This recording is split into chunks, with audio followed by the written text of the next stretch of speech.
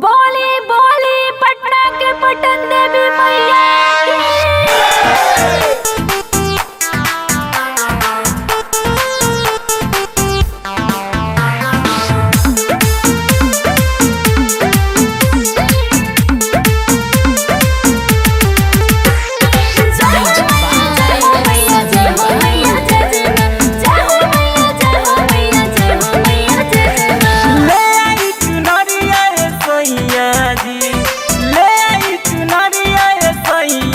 करम पटन देवी के पूजैया जी, करम शेरा वाली के पूजैया जी। माने आज हमरो कहैया जी, माने आज हमरो कहैया जी। करम पटन देवी के पूजैया जी, करम शेरा वाली के पूजैया जी।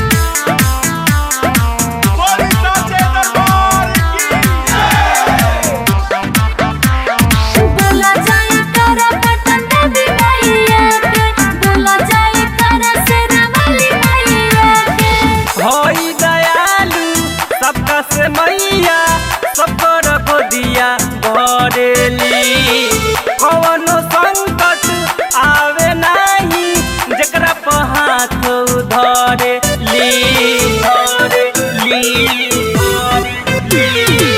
हई दयालु सबका से मैया सबर गोदिया भरेली, कौनो संकट आवे नहीं जकरा पे हाथ धरेली। काला सा बैठाई रोप गैया जी, काला सा बैठाई रोप गैया जी। करब सुनमी के पूजैया जी, करब शेरा वाली के पूजैया जी। ले आई चुनरिया सैया जी, ले आई चुनरिया सैया जी।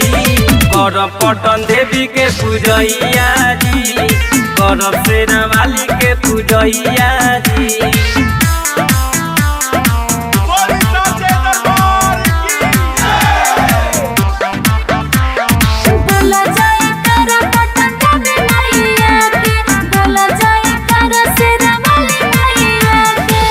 मैया के दर्शन करे खातिर देव लोग भी आइल बा। दिनेश सुशील लिखे बजनिया चली बोलावा आइल बा, आइल बा। मैया के दर्शन करे खातिर देव लोग भी आइल बा। दिनेश सुशील लिखे बजनिया चली बोलावा आइल बा, आइल बा। जेपी के बनावनी गवैया जी, जेपी के बनावनी गवैया जी। करम पटन देवी के पूजैया जी, करम शेरा वाली के पूजैया जी। ले आई चुनरिया सैया जी, ले आई चुनरिया सैया जी। करम पटन देवी के पूजैया जी, करब शेरा वाली के पूजैया जी। सोनू रिकॉर्डिंग स्टूडियो पुछड़ी बाजार।